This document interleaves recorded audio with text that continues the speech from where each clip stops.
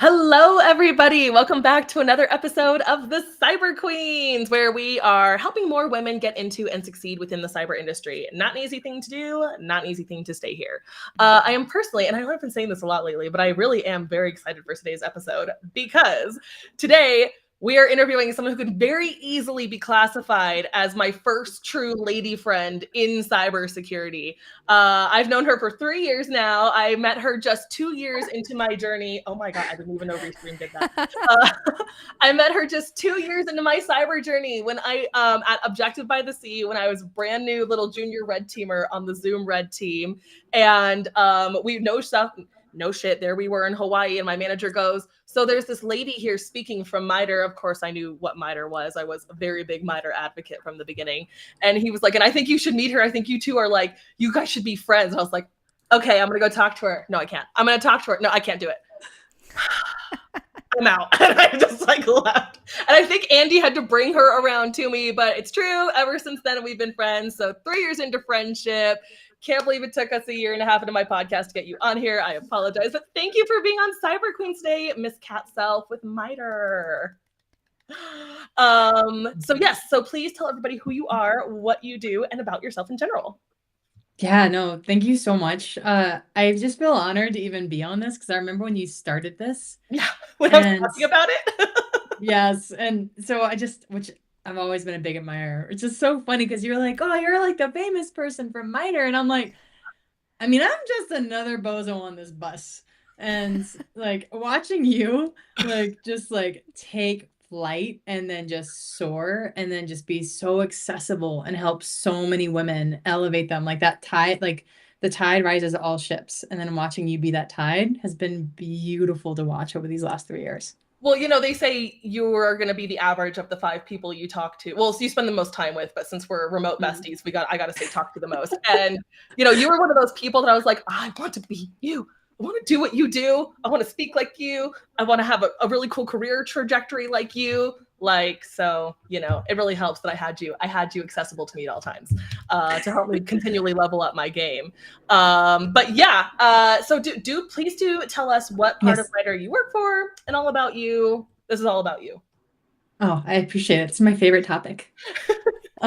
So I started my journey in cyber. Well, actually, I started my journey, if we're being real, it's like all those odd-end jobs and couldn't get a job and like no one would pay for my training and no one would everyone wanted experience, but they weren't willing to pay for it. And that really tough spot to be in when you don't have training or an education, but you have the willingness and the drive, but then you don't have the experience either. Yeah. To make up for the lack of training. Yeah, right. Yeah, so your CFP? If you want an entry-level job, where's your CFP? Yeah. Yes. Right. And aren't you supposed to have 5 years of experience when you get a CISSP? Yeah, at least. Yeah.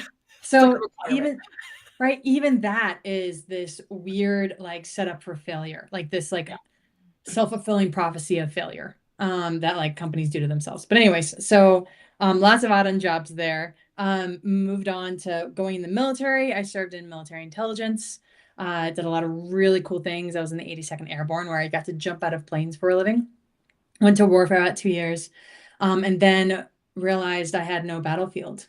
After I got out of the military, I was just like, what do I do with myself now? I can't interrogate people. I can't do human intelligence operations on the United States on, not legally here.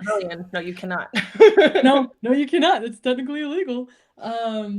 Just a whole different conversation. Yeah. And so I was like, what do I do with myself? I have had this job that has purpose and I have no purpose now. I have no, what do I do? And so I wound up going back to college. Actually, I wound up doing a bunch of random contracting work, right? And in that process, I was able to find a new battlefield, which was cyber. And so I actually went to school in my 30s. Got a degree in computer science. I was their very first graduate in their cybersecurity program because it's brand new. And yeah, lots of figuring out the course while we were in the course. Yeah, build the plane while you fly it. Yes, exactly, because that's the most stable plane. And then got a job at Target. And Target, it's so funny because I actually had an opportunity to be on a couple of different teams.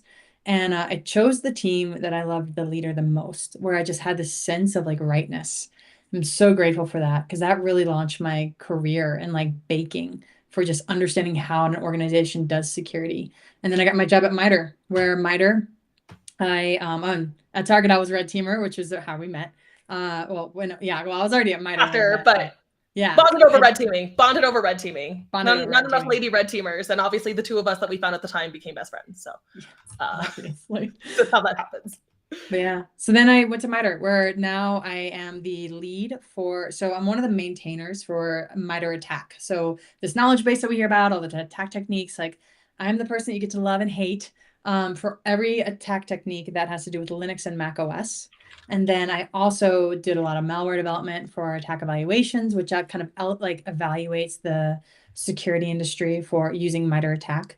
And now I'm on an international project where we get to try to elevate these partner nations that the United States works with and help them elevate their cybersecurity from a policy and technical standpoint. Yeah, I remember it was so cool. Kat was literally like editing V11 of the MITRE ATT&CK framework while she was sitting on my couch at my house. I was like, what are you doing? She's like, oh, I'm just working on like literally the attack matrix. I was like, this is so cool. I'm so excited. That's the kind of nerd I am. I'm a very special type of cyber nerd. It's very special. So Kat, you mentioned, when you were transitioning out of the military, you were in a way kind of longing for purpose, right? And so if you could explain just a little bit of like how you would define that purpose and how that connected with cybersecurity, I'd be really curious to hear. Ooh. So the cool thing about the military is that when you go, I was like such a little baby Joe cat. Where baby Josephine, I don't know, whatever you want to talk it. I was so motivated to like do good in the world, right? Like a lot of us go in and we just want to make a difference. And I think that's what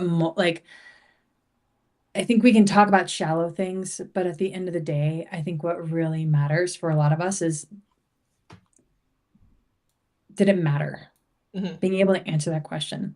Like, did it actually matter? Like when I look back over my life, did I actually make any difference? Did anyone even notice that I was there?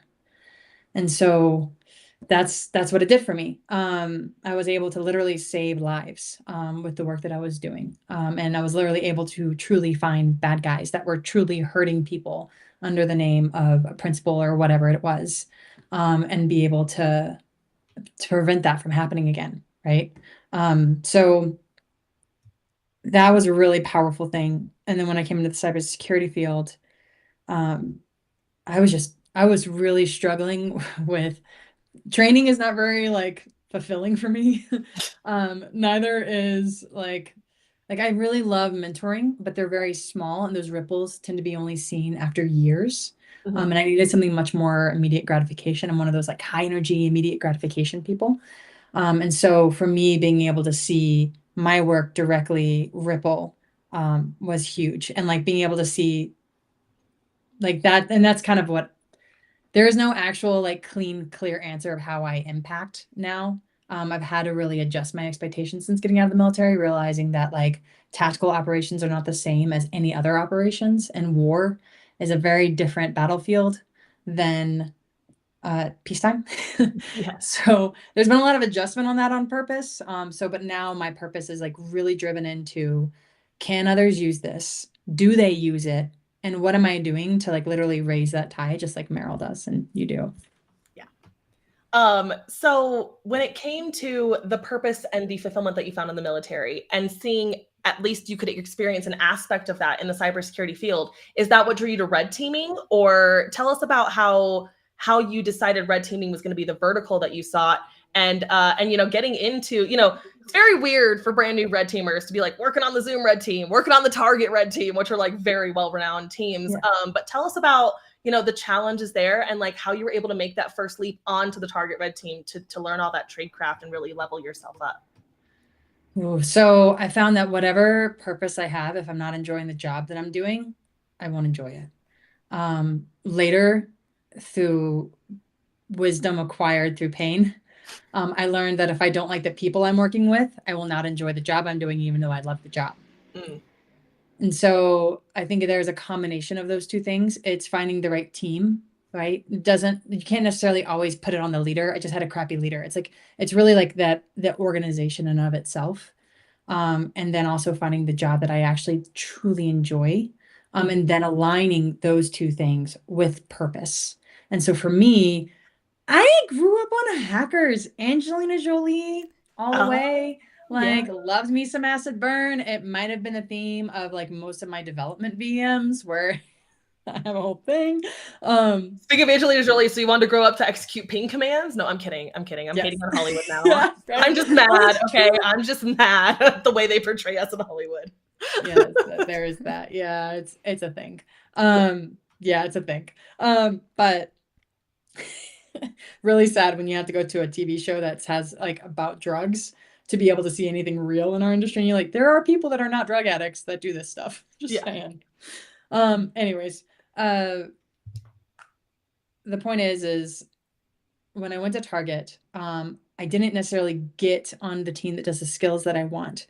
But when I talked to that leader, she told me that if I do a good job, she will do her best to help me build the skills I need to be able to be on the teams that I want to be on. And so I followed that. And that's one reason why I chose her team, is because her approach was, I'm going to give you an invitation in, and then you can choose how you handle that invitation. And then I'm going to give you the opportunity, and then you choose how you take those opportunities. And that accountability is beautiful and a really tough trust exercise, even with yourself. So you took the opportunity to get into an org where you knew at least there was a place you wanted to be, to go to. Okay, very nice. I completely forgot that you so what was your first role at Target then? Software developer. Software developer. Okay. On a security team, a software developer. So our job was to literally build out what we called the PI score. Oh, dude. So when I first got on this team, they were on the CISO's like cut list. They had literally just delivered their deliverable in the CISO. And this is what I love about good leadership. So for those of you that have leaders that are like, I'm underwhelmed, thank God you have that leader, because at least you have a leader that's real, that's going to tell you when a product meets it. Because he told them, like, you've been working on this for 3 months. I am underwhelmed by your result. This is not what I was hoping for. Go back and do it again. If you need more team members, acquire them, but come up with a better idea. And they did. And I came onto the team, and then we had 9 months. And in that 9 months I was on the team, we drafted, because our goal, the problem set that he gave us was find a way to make our entire security organization better. Like, how do we evaluate security posture of non-security teams? Open-ended, though. That's like a pretty yeah. Those are the best. Where to go and no defined way to get there. Pick your flavor of. Yeah, and we get that all the time in security. Go make me security person. You know, you're like, oh, okay. With what? Let's go do that right now. Yeah, it's like right on that. With what resources, with what plan of action, like, what do you even know what done looks like? What does success even look like to you? So there's all these follow-on conversations. But the cool thing about this leader, Rajaka Stino, actually, who is still the CISO to this day, he was like, here's the resources, go do it. And so we did. And then that actually resulted in a patent. And so, which is crazy. And it wound up actually being such a successful project where we took all of these different data points and we accumulated them into a kind of like a gamified system where it's like, hey, here's your score. And then if you like actually close your findings when you said you were going to close your findings, not when policy said they were due, but when you said you were going to do it, then you'll get extra points. And then like, oh, if you actually like participate in these luncheon learns, we'll give you extra points. So we gamified it, and it just took off, and it totally changed the entire atmosphere of the security org to a much more approachable one. And they loved it. But that job set me up, because I literally had a meeting with her and she was like, Kat, if you do this well, I will do my best to move you into the team that you really want to be in. And so you can handle the job that you have in order to get the job that you want. Yes. Okay. And you know what's funny? That team, I learned more on that team from how to be a developer, from how to work with a team, from how to be an agile, from how to manage your workload, to how to code, best practices, what the expectations were, how all of the systems integrate, how other teams show up in security. I learned more from that team than I did the red team. The red team was so technically specific that it was a very specific vertice. But that team, that software development team, touched everything. And I literally, like, to this day, most of my success is underneath that leadership and underneath that team. And I've heard you say that before, which is why I know you value your time there so much. Yeah. Yeah.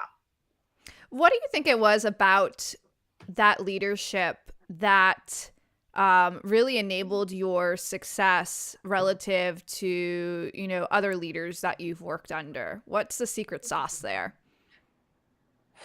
A combination of three things: transparency, compassion, and the most important, accountability.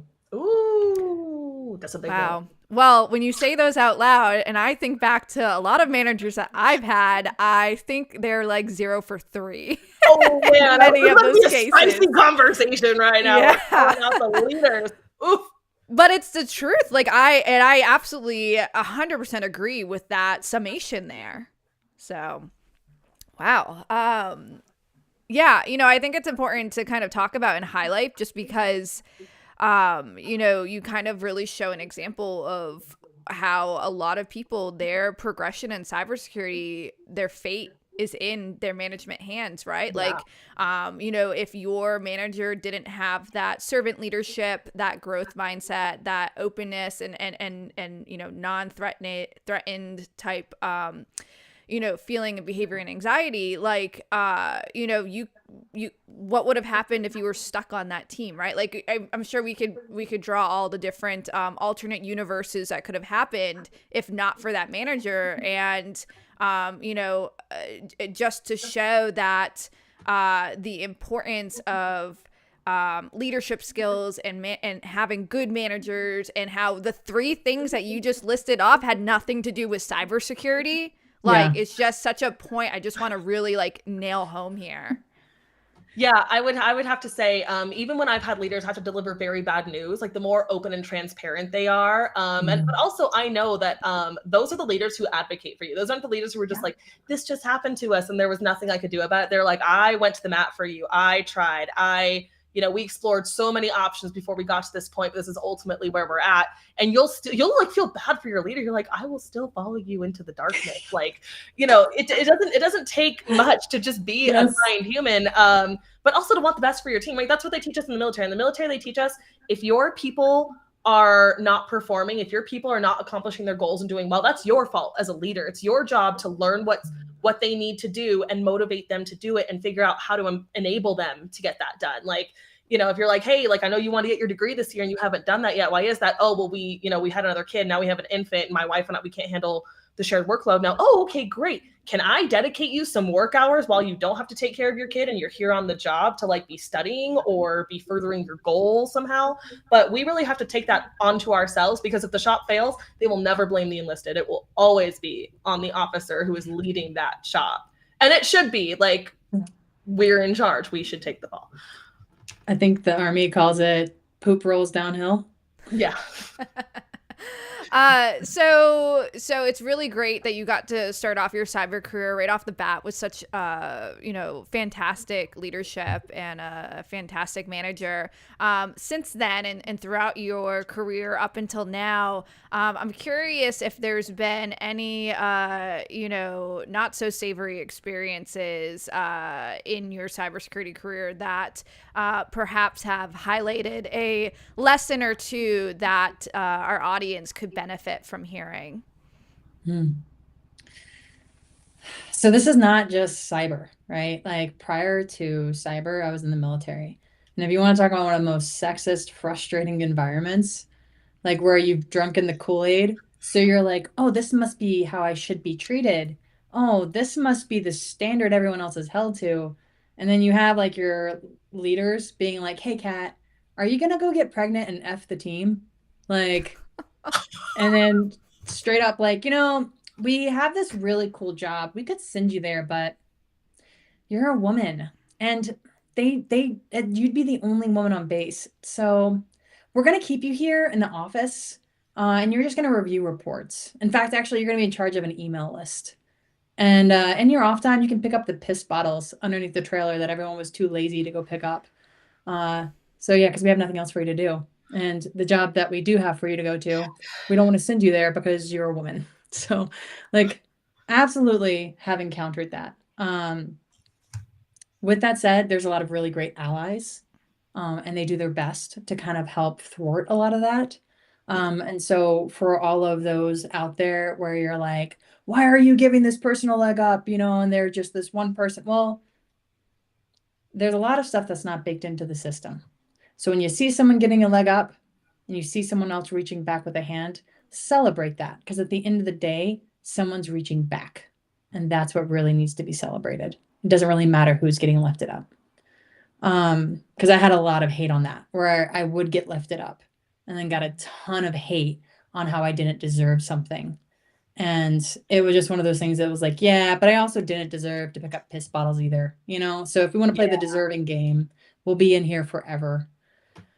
And so that's just kind of one of those things where it's like, it's not really about what you deserve. Like, I think that just take that off the table, because that just creates an opportunity for shame and that whole downward cycle. It's just a matter of like, and this is actually what one woman leader told me that I really admire, is Jody Calt. She's actually a VP of cybersecurity now at Target. She's like, all I did was take advantage of the opportunities that were given me. That's it. I didn't qualify them. I didn't justify them. I just took advantage of them. And I would say like my journey in cybersecurity has been elevated because of that. I stopped looking at, do I deserve it? Do I not deserve it? Who is beside me? And I just started looking at, who cares why they're giving me the opportunity? Does this feel right inside of my heart? Is this aligned with like what I feel like I should be doing, aligned with my purpose and my morals? And then just walk forward and then trust and faith. Yeah. If they're offering it to you, it's because they see something in you most of the time, right? And so if that seems true in the situation, then don't hesitate. But I think there's also a way to get creative, and maybe those assignments and those jobs that you don't want or aren't good for you, but you have to be in anyway. It's like, how can I at least leverage my time there? Like, I had so many friends who, did not want to be in missile ops, like in the Air Force, but they ended up getting, you're going to babysit a missile silo for 2 years, that assignment. And they were like, okay, this is not what I wanted, but how can I leverage this? How can I maximize it? And they're like, if I have a whole bunch of free time, I'm just going to read a bunch of books, get my master's in my spare time, leave this ready for my next opportunity, ready to meet it wherever it may be. So, even if you get stuck in the literal shit jobs, there's a way to make it work for you. And it's up to your creative thinking and your creative problem solving. And like, if you can do your job with 10% of your brain effort, then like use the rest of your time to network or to upskill or to further yourself in some way. But don't just accept defeat. That's not what we do. I am so glad you said that, because there's a huge difference between what you're told you're supposed to be doing versus what you are actually allowed to do. Mm-hmm. And like, there was a point on deployment where my leader was like, I don't really think you should be going back to school right now. Like, you should just be focusing on work. Because we were doing a lot of 24-hour missions outside of wire, stuff like that.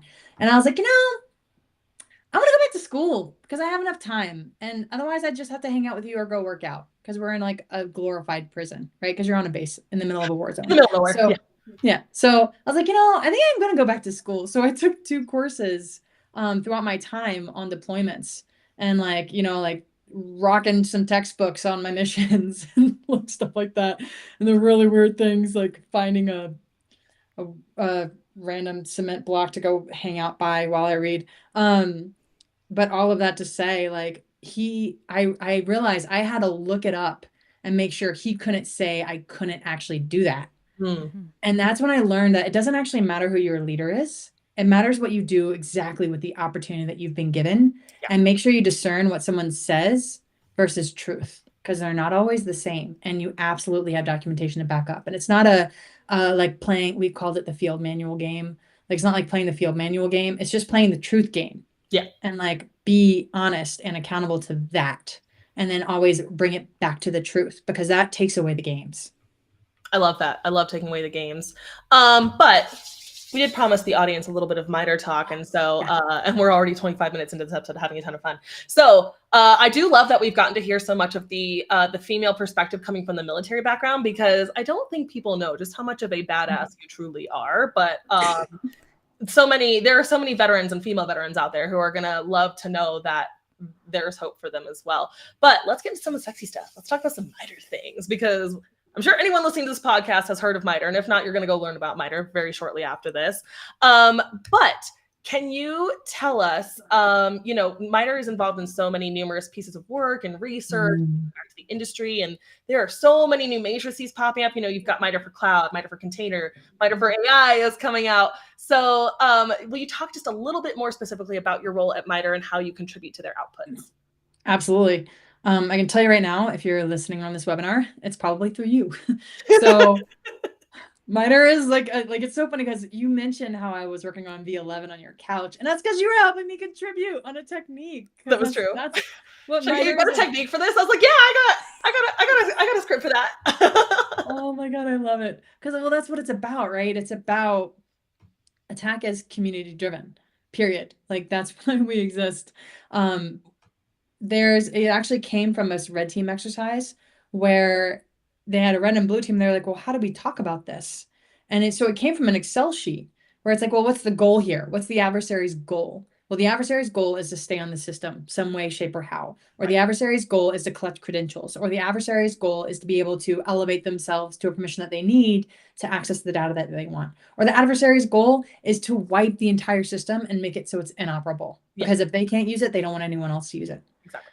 Right. So it's like, or whatever that is. Or let's wipe the system so that way I actually cover all my tracks. Right. Or like there's a whole system and pay me. Yeah. Yeah. So one of those. The point is, though, it started off with the tactics, right? And then it evolved into the techniques where it's like, well, how did they do that? And then it evolved into the sub-techniques where it's like, okay, well, in all of the ways I can hijack a process, how did I hijack the process? And then continuing to work down from there into the procedure. And just for any of our new listeners out there, we're talking about the attack matrix specifically. So the attack matrix for enterprise, because there's quite a few different flavors. So Kat's right now speaking about the attack matrix. So a little bit about what I do on that is I work a lot with the community. So all of those bloggers out there, a lot of them are red teamers. A lot of them are malware analysis or analysts. And I'll work with them to be able to figure out like, what did you do? So a lot of times I'll actually reach out to the report writer. That's actually what I've been doing lately because the reporting on Linux is so scarce and a lot of things are not in the reports. Then I'm like, I know Linux systems. This kind of has to be here. Why isn't this here? And then you'll talk to them and they're like, oh, I didn't realize I didn't put that in. And they're like, yeah, can you update your report, please? And add that because that's really relevant. Piece we need. Yeah, but so what I do is I take all of the information that's open source, right? Because the way that MITRE ATT&CK is curated is it's not this could happen. It's not this might happen. It's no. This has happened. This has not only happened, it has happened probably a while ago because it takes these companies about 9 months to even push out a report half the time because they have to verify. That's still accurate. Mean dwell time is still like 6 to 9 months for truly advanced adversaries. It's bad. It's real bad. Right. Well, and it's also like I throw this out there because I feel like there's always those two sides of the coin there's two sides of the coin, not the corn, the coin. Just keep going. It's fine. Words are hard. So that is, how do you provide anonymity to the people that did get attacked? How do you provide enough time to make sure you're not burning other people's operations where they're tracking them based on this? And how do you make sure you've actually given all the information to someone else that needs it to defend against it? But you know what I've noticed? The more you see what we call TTPs, MITRE ATT&CK is full of TTPs, tactic, technique, and procedure. The more we see their TTPs populated in attack, they don't really change their tradecraft too much because they don't have to. Sadly, like the things they did 2 and 3 years ago are still effective now, and we know it. It's known. We can track a signature. We have Shield to help mitigate against these things, and yet their attacks are still successful. So you would think that would prompt them like, oh, we've burned that technique now. They've seen us do it. We got to go write some 0 days. But no, they're recycling. They're rinse, washing, and repeating. Yeah, actually a great example of that is Megan Carney and I did a presentation last year at OBTS, our conference that we met at. And I went over and I finally, because I've been working on, I usually, for some reason I use I know exactly why I use them. I use APT32, which is, APT is an advanced persistent threat. And so that's actually Vietnam-based threat actor. And I chose them because they work on macOS a lot. They have a lot of documentation on macOS specifically. And so for several years, I've done a lot of MITRE ATT&CK presentations on APT32 to kind of show you how to use it, how to navigate that. And last year I released the very first ever actual full-on coded emulation plan based on APT32. So now you actually have a full-on emulation plan that does everything from like DL Open with shared modules to installing persistence and all of the things linked to attack. And Megan Carney did the detection for that. And when we were going through it, she was like, time stomping. Everyone does it.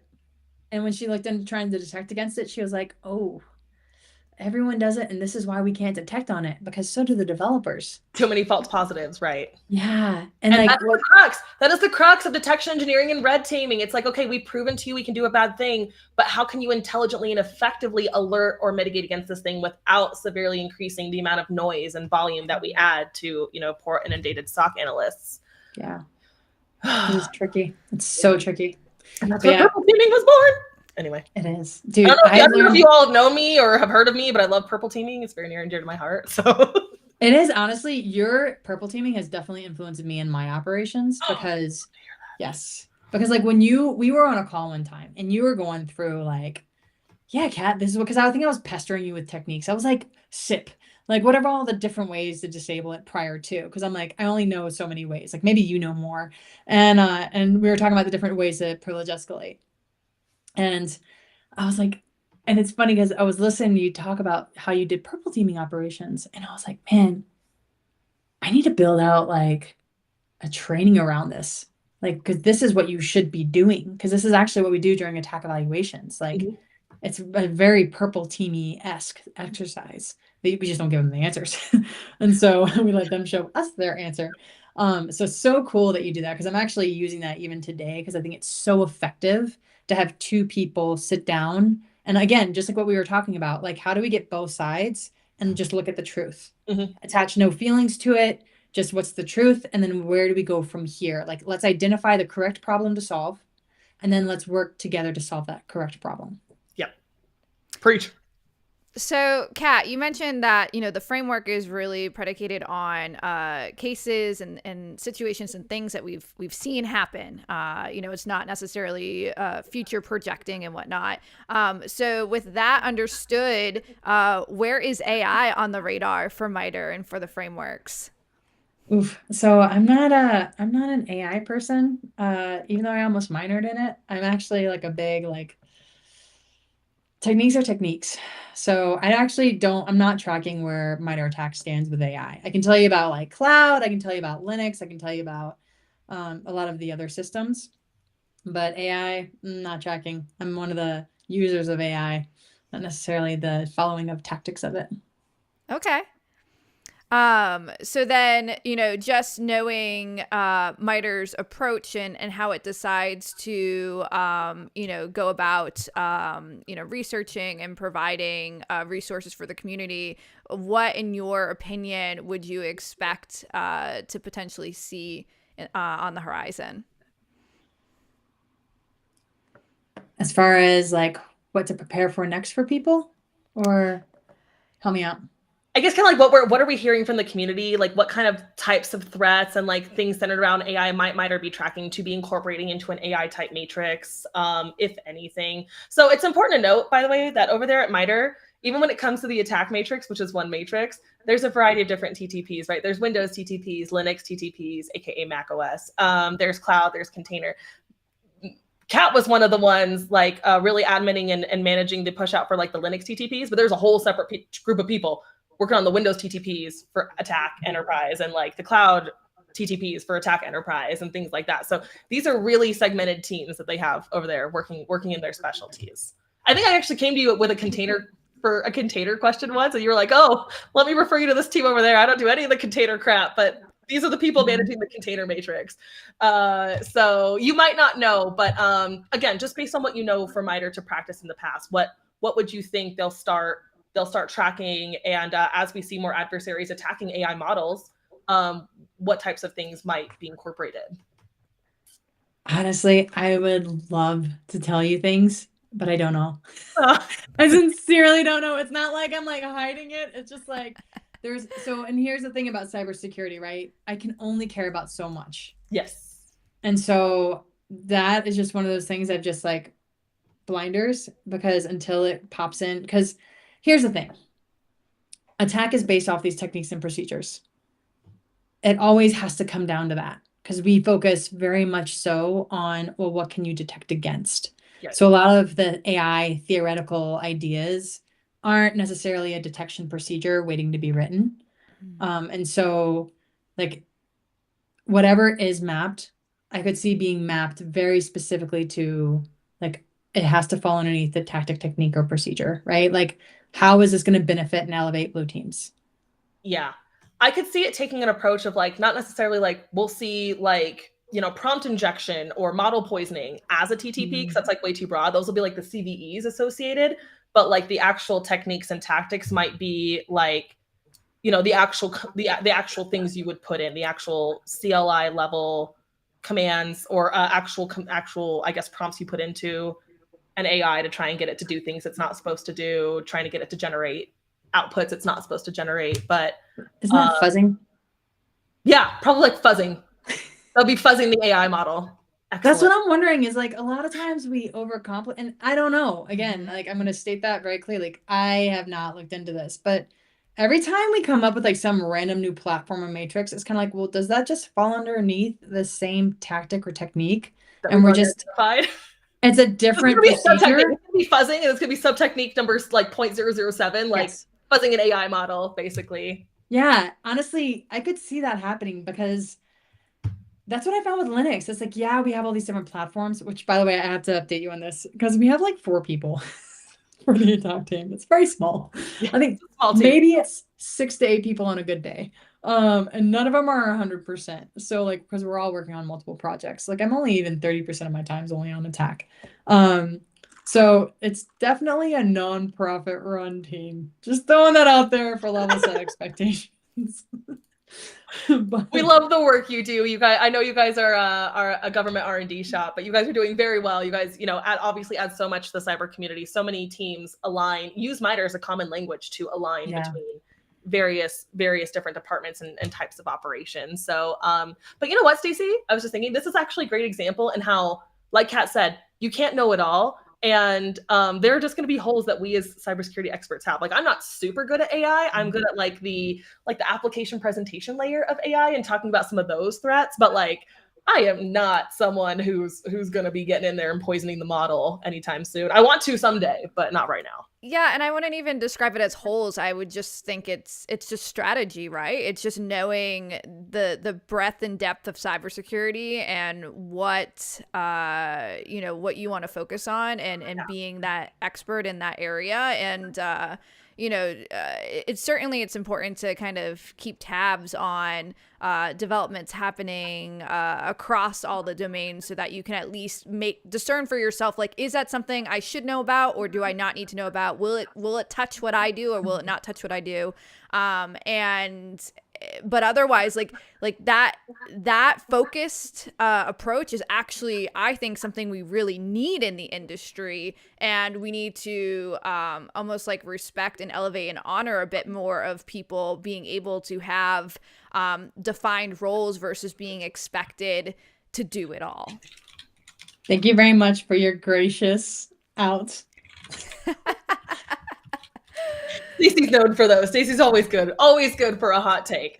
Okay, our last segment, we're going to move right on into it. So, Kat, as you all know, we all met at a conference where she was public speaking, and this was before I had done any public speaking. I think Kat is one of the only people I know who does as much or more public speaking possibly than me. And again, I told you I wanted to be you. I was like, I'm going to start public speaking on what I do, because apparently it's important and people need it. So, you know, as a woman who has so much going on and works on so much, and you're at the cutting edge of so many like adversarial like types of studies and behaviors and things like that. When it comes to your public speaking, how do you select your topics? Like, what do you think is something that the industry is going to want to hear about? Because Kat, by the way, is one of the only people I know personally who has not been rejected from Black Hat. Black Hat goes, oh yes, Kat, you're welcome back anytime. Please come speak Black Hat. I only say this because all the Black Hat rejections just went out and people are posting about it. People are salty. But yeah, how do you pick your topics? And, you know, how do you, because no shit, there I was at RSA. I had submitted a CFP that they apparently loved because they accepted it. And I deleted and rewrote my talk like 4 times 3 days before I had to give it. Because I was like, this is a stupid talk. Why would they accept it? I should do it this way instead. And I hated my talk. No, but then it came out really, really good. But so how do you approach that when it comes to your talks and what you select to submit? So I actually hate presenting on my own. I mean, I don't hate it. I'll do it. Like, it's just, I think it's so much richer when you have multiple perspectives. And just like we had just gotten done talking about, I can't know about everything. Mm-hmm. And when you're up there by yourself, there's a lot of pressure to know everything. So I love like finding someone and then like having that synergy between them and me. So you'll notice a lot of my talks tend to be like, even if I'm the one driving the talk and it's all my research and work, I'm going to find a way to pull somebody into it that'll at least like give me more richness of depth of another perspective. So I throw that out there because sometimes it's less intimidating when you have another person with you and just have that sounding board. But as far as like what is useful to talk about, it's funny because Black Hat rarely actually really reinforced this when we got accepted for the last presentation at Black Hat, which was Becoming a Dark Knight. I loved it. It was so cool. I loved that. I still love that presentation. I'm trying to like, I think I've given that presentation more than I have any other. Really? But yeah, it's because it's just awesome. Like, it's just like, that's how you do it kind of presentation, right? Like, the research is good, but the methodology behind it is actually what's really relevant. And it's based on experience. It's based on wisdom over time. It's not based on this cool thing I found or did. So Black Hat very much reinforced that they wanted cutting edge research. So for those of you that are going to Black Hat, what they really want to see is deep research and something that's bleeding edge that is not talked about yet. So that way you're coming to the table with a new perspective on research. So that's actually what they picked us on based on. It was 2 things. It was I think the catchiness of it, because straight up, like, you have to have a hook on all of your presentations. There has to be something that like makes you think deeper than the black and white words on your paper. Okay. Like, what allows you, like, so when you're reading something, what makes me like, what gives you that like pause? Okay. And, like, that's like, that's the hook, right? That's how we describe a hook. For us, it was like Becoming a Dark Knight was like, how do you transform yourself into something else? And then what does that skill set and that path look like? And then we're going to couple that with actual research of doing something, on taking a nation state actor, researching them, revealing that, and then walking through how we even did that research, and then presenting that in code results that you can now take away and use. They love when you drop code, when you drop examples, when you drop additional research or a white paper. They love all of that stuff. So they don't want like that high level, like general theory, like trends, like things you might see at places like RSA and stuff. They really want like that in-depth technical knowledge. Okay, and you know what? I have to touch on one more thing, and we do need to move into final takeaways. But I learned recently that people like you do give the same talk more than once. And I am the person over here who's like, every CFP, every con I submit to, no matter how big or small, I'm coming up with new ideas. I'm trying to think of the theme. I am writing brand new talks. I have never recycled a talk once. And I'm like, am I an idiot? Am I an idiot? Should I do this more? Not an idiot. I did really that for Black Hat. I need new ideas, but for everywhere else, I could just recycle it. And I'm like, God, I've been doing this wrong. So this was the first time I'd done this where I was able to redo a talk, because we gave it at Black Hat, but then we actually, because we really wanted to bring in a more multinational audience, and like, you know me, one of my driving factors is I don't want a certain subset of people to use it. I want everyone to be able to use it. Right. And so we actually applied to Echo Party, which is in Argentina. It's kind of like the DEF CON of South America. Okay. And it's by far one of the coolest conferences I've ever been to. And I actually like prefer it over DEF CON now. Like, love it. And I may or may not have already found it and dropped the link in the comments for everyone who is curious about Kat's Dark Knight talk. It's in there. I did it all. I love it. So the one from Echo Party is actually half in Spanish and half in English. Oh, spicy. So yeah, I'll eventually get a Chinese track on there after I get fluent enough in Chinese to actually do a Chinese. I was supposed to do one this year, but I was like, no, it's just too much. I couldn't get that fluent that fast. Due to unforeseen circumstances, my perfected dialect will be pushed another 9 months. Thank you for your understanding. Yeah. Good time. I was gonna say. I forgot what I was going to say about that. But, oh well, lost the thought. Neither here nor there. Stacey, any last things before we go ahead and move into our wrap up and our final takeaways?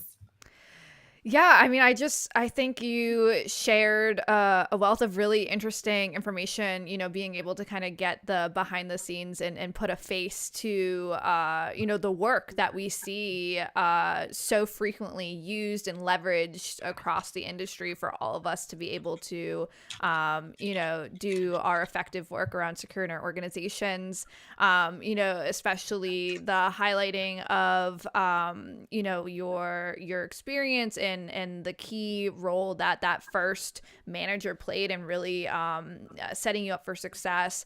All really great takeaways that I hope people will appreciate. And then lastly, just the idea of kind of accepting when you see other people being lifted up around you, instead of going for like that scarcity mindset, that kind of Success is pie. Yeah, like a fixed mindset, or like the fact that like, oh, because they won, because they're getting lifted up, like I'm losing out type thing. It's like, just keeping your head on the game.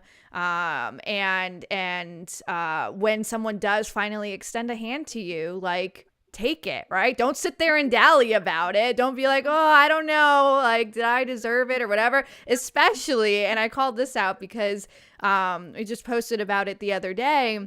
We have, a certain example of a CISO for United Health Group, I believe, who somehow was given a hand to rise all the way up, skip all the gates into becoming a CISO, when they had never even, been in a cybersecurity role full time. So please, like, if someone sees something in you, like, just don't waste time questioning it. I really, really liked that takeaway.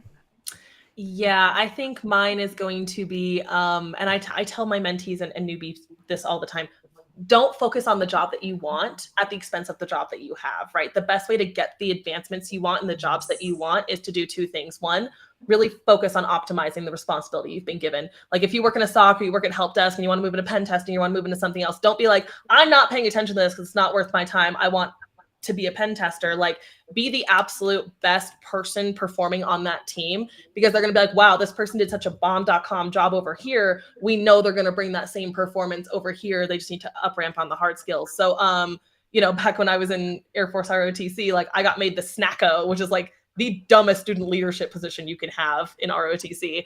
And it was not what I wanted. I wanted med group commander. I didn't get that. So I was like, you know what? I'm going to be the best freaking snacko you've ever seen. I learned everyone's favorite snacks. I interviewed everybody, got personal one-on-one time with cadre. I started stocking those. I started making sure we had like a regular fulfillment process and everything. And then they made me med group commander. So all I'm saying is do well at the job that you have and make yourself replaceable. This seems counterintuitive, but honestly, yeah, if you're the only person with certain knowledge who can perform a certain job, that's a real good recipe for making sure you're the only person who does that job forever and ever. If you teach more people, you can make sure someone can back you up. You've proven you can replicate your processes. Anyone can learn them. They're scalable.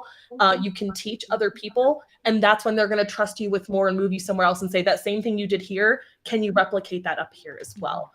And I think Kat's journey is some fabulous personifications of those principles. Kat, bring us home, ma'am. Anything you want to leave the audience with at all? Yeah, I would say for those that are starting the career, welcome. No, you are amongst good company, and surround yourself with people that you can pull from, especially when it gets hard. And it's okay. It's okay that it's hard. It's supposed to be. Good things are hard. Like it's on the other side of that hard. Like I heard the saying and I love it. And, change it to however it fits you. But God puts the best things in life on the other side of fear. And I found that to be very true. So just because it's scary doesn't mean it's not the right thing to do.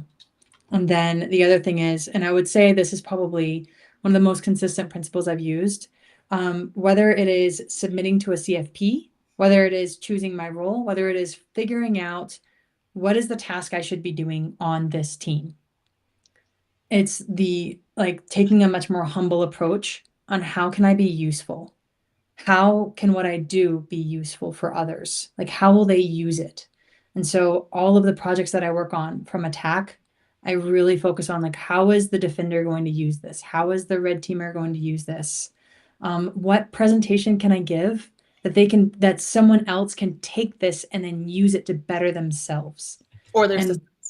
or their systems. But like that mentality has been what's driven my true deliverables. And those deliverables are, I mean, they just happen to be the reflection of success right now, but they would still be the deliverables because they elevate that tide. I love that. I think that was a perfect note to end this episode on. Kat, thank you so much for being here with us today and giving us all of your rich knowledge about, you know, all the fabulous teams and projects that you've worked on. I hope the audience got to take something away from it. I know when I learned all this stuff for the first time, my eyes were like as big as the moon. My eyes were like, no way. So I just knew we had to get you on to share a little bit about it. Thank you so much for taking time out of your Friday to be here with us. If you want to connect with Kat, you can certainly do so on LinkedIn. Are you still active on Twitter? I'm not active on Twitter anymore. I'm not. Okay, it's a little too whatever it's become, but angry. I will say this. So angry over there. You can connect with Kat on LinkedIn. Kat is definitely worth a follow. She's also got little side projects she calls Catalyst of Light. Kat's a very community-driven individual. Everything she does is to better everyone else in the community. And that's what her content reflects. So definitely recommend. Besides that, we thank you for your time and your insights. And we, the Cyber Queens, wish you a good weekend.